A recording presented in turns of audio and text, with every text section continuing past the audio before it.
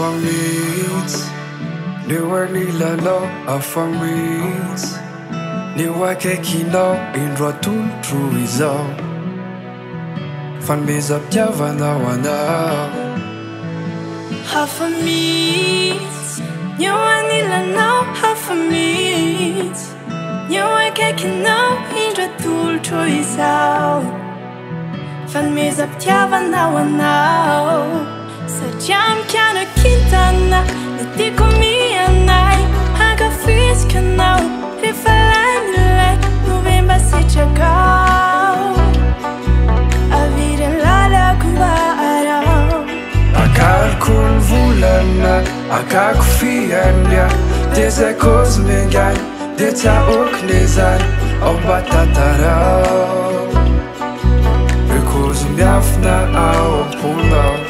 fa teboka tsisy fagny aza taonao hoe baraingo niaraka aminao mandraky zay ny tena hoe manaingo ny fiainako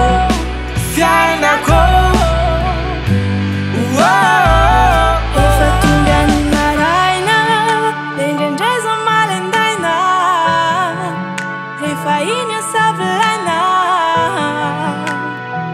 enao mamelombelon'aina Niatsaranao tsy hametarana mirako amizay feoako efa farana raha ny fitiavako ny velabelarina satria folo mihitsy ny tiako angalarina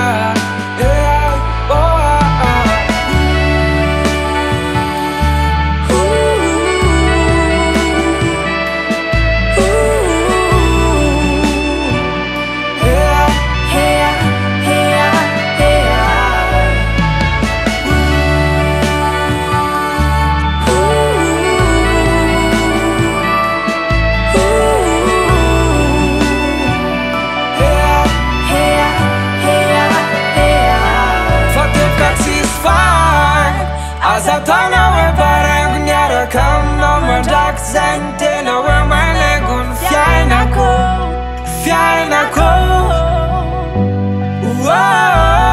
hatsaranao tsy hametarana mirako amizay feoako efa farana raha ny fitiavako ny velabelarina satria